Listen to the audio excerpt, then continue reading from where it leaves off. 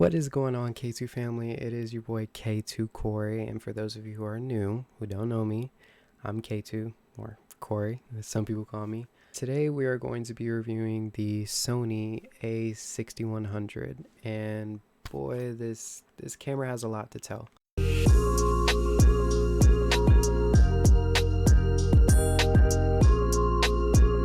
We're going to go ahead and get to the unboxing of the video, because I know that's what some of you are here for, but the more in-depth stuff, I'll have timestamps in here. That way y'all can get to whatever segment y'all need if y'all are looking for something specific about it. There will be a lot of opinion-based things inside this video, so be aware of that as well, okay? But let's get right into it. Enough talking.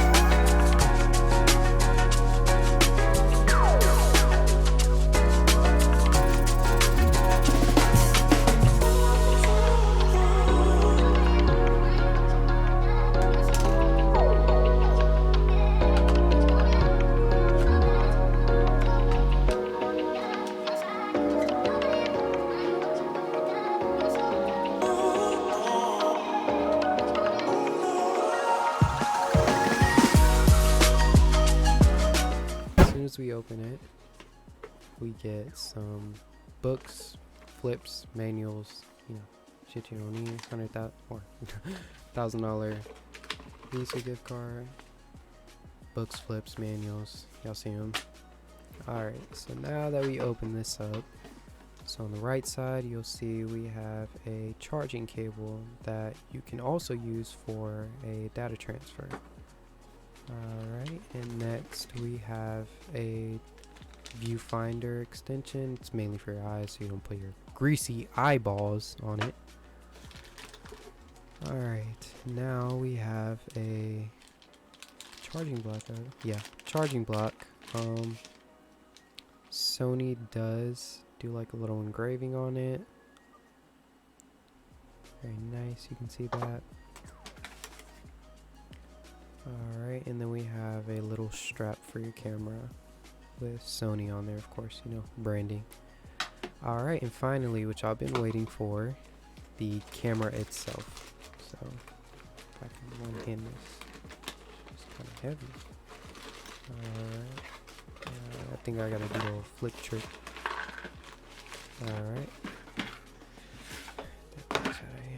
Alright, so, camera itself comes in like a little packaging,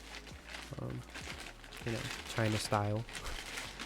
Alright, so now that we take this out, you'll see that beautiful display, clean as ever.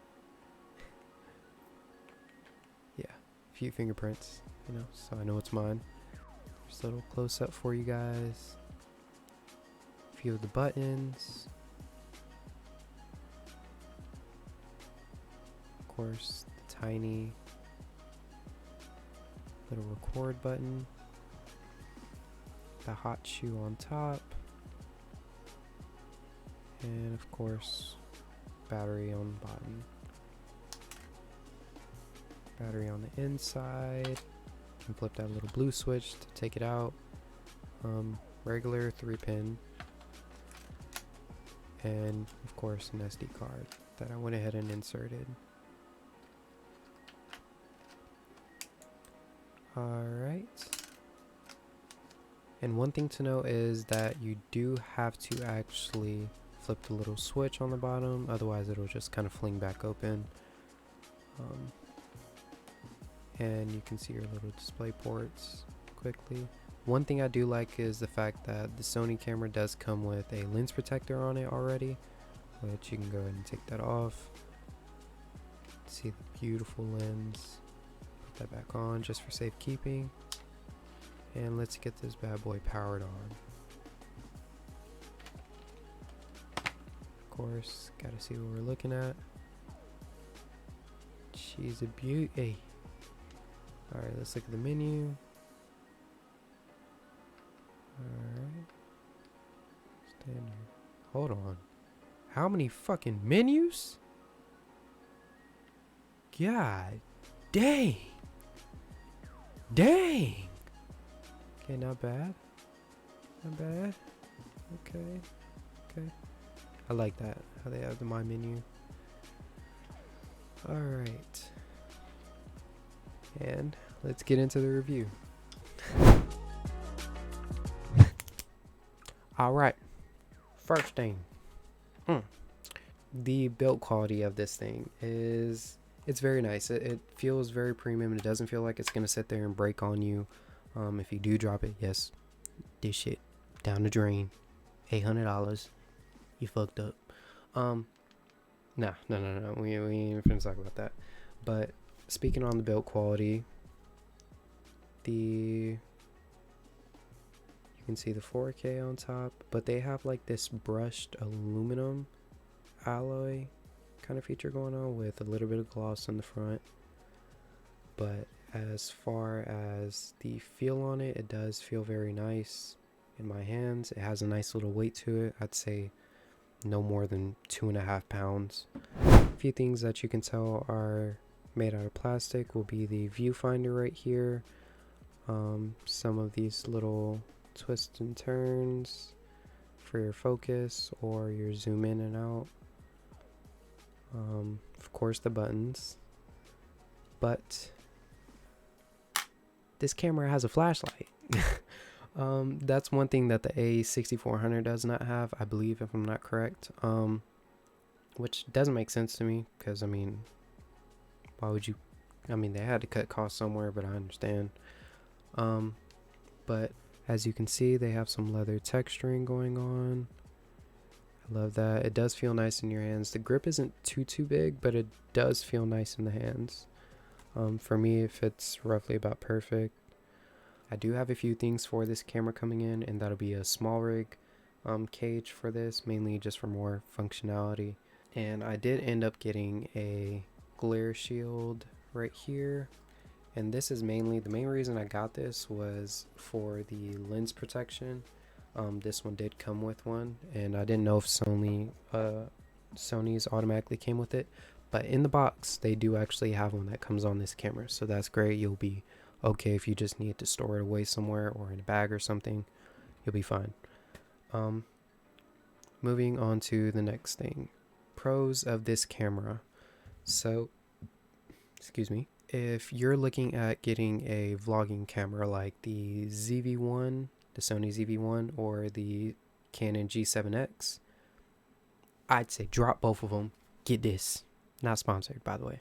But no, in all honesty, the ZV-1 and the G7X have one con that this has a pro in, and that's the fact that you can change out the lenses on this. And the reason I say this is because my sister has a ZV-1, and she ended up putting on an adhesive lens, and there's all this like decay and stuff sitting around her lens border. And to me, I have OCD, so that would get on my nerves. But all in all, this is just a better choice. You still get some of the aspects of a regular photography camera, which would be like different modes on the top. And then you'll be able to change your aperture through a wheel, which is significantly a lot better. Only thing is, when it comes, like, genuinely,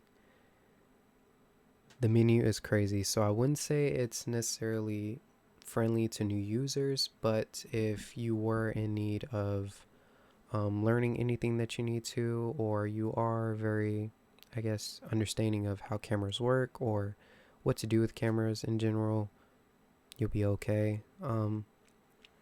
There are three main things that I would say at least learn if you know nothing about cameras, and that'll be ISO, aperture, and shutter speed. All of those will come out, and white balance too, fourth. Um, those would be the main things that you need to understand on how to just work any camera. And if you can learn how to do those things manually, I promise your images will come out so much more crisp and clear than they would in autofocus. So now moving on to, who is this built for? Like, who is this camera targeted for? So my main 5 people would be vloggers, of course, for one. 2, streamers. Yes, streamers. You can use this as a webcam, but more on that. I'll speak on that in just a minute. 3, for people who like to shoot weddings but aren't necessarily, I guess, I would still say hire somebody for a wedding shoot, because it's a once in a lifetime thing. But also people who are tourists who go to all these different places but still want to capture some of the great scenery that's around. And lastly, photographers. Surprisingly, yes, photographers. This camera does still offer a lot when it comes to being able to still be at an intermediate level, but it's still, I guess, in that beginners. It's kind of like a half, but it's still a step up into the intermediate level. I If you get it, you get it. If you don't, it's just kind of one of those things that you have to understand. Moving on to why I got it. So main difference is because I was initially looking for a vlogging camera, and I was looking at the ZV-1 and the G7X, but none of those, you can't change out the lens. So that was the main thing that I loved about this, but also the fact of having my display flip upwards would help me a lot when it comes to using this as a webcam for my streams. So my current DSLR, my display sits on the side right here, but my cord for the display to come onto my screen is also on that side. So it blocks my entire vision of seeing where my face fits inside the rule of thirds. And if you know what the rule of thirds is, it's basically little lines that you draw depending on what type of story you're trying to tell. Usually you want to be in the middle if you're streaming or vlogging. Usually you want to be centered. Enough of that, that's deeper in photography stuff. So streamers, yes, you can use this as a webcam, but there is a catch. You can use Sony software that you can integrate inside OBS, or you can go technically the third-party route and get a cam link. Me personally, I would suggest Elgato's the 4K cam link, mainly because one, that's guaranteed 4K, meaning you can optimize the camera and use what the camera's capable of doing. There is an HD version of it, but it only records up to 1080p, and I'd only suggest that if you get like a G7X or something like that, or any camera that records in 1080p. I don't know why specifically I'm holding the G7X. But yeah, speaking on that, the software has a lot of kinks, and I kind of notice in the footage, or at least the playback, that it looks very buggy, and it looks almost like it's trying to keep up with the output, basically, or the input is trying to keep up with the output. And what that means is basically your image kind of lags a little bit, and I'm very, very tedious. I'm very OCD about my stuff, and I hate low quality image on high quality stuff. So I just went ahead and picked up Cam Link. It'll make your life a whole lot easier. Of course, you can use that software if you cannot afford a Cam Link, or you just want to wait to get a Cam Link or spend that money on something else. It is a great alternative, and it is a great outlet. But when it comes to using this on Microsoft, or any Microsoft platform, you cannot just plug this and play, sadly. Of course, you can still pull the images off of the SD card straight whenever you plug it in, but that's about all you can do. You can't use it as a webcam. But like I said, pick up a little cam link. I will have a review and a video coming out on the unboxing of this very, very soon. If you were to just use this straight out of the box, I would say just do a little tweaking inside the menu. My personal advice would just be to kind of watch a video on understanding what certain things on cameras are about, like what certain things mean, and definitely look up a video on more in depth about the actual menu on this. It'll just help you out a lot in the long run.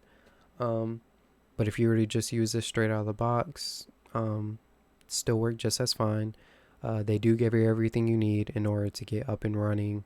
But that is going to wrap it up, you guys, for the review on the Sony A6100. Let me know if I forgot anything. I'm sorry if I didn't exactly touch on anything or get too in-depth about anything. This is just one of my personal pickups, and I kind of wanted to make a video about it to give people at least my view on what this camera is and what it does, what it will do for me. Hope y'all enjoyed the video. For those of you who are new, and for those of you who stuck around to the end, I'm very, very appreciative of you guys. I'm not going to give any footage on this just yet, but with my next video on my next review or my next quarry video, which tune into the quarry series, part 3 just got extremely crazy. But it's going to wrap it up for this video, you guys. Sorry about it being a little bit longer, me running my mouth talking. But I'm Corey. Y'all stay snazzy and stay happy. Corey.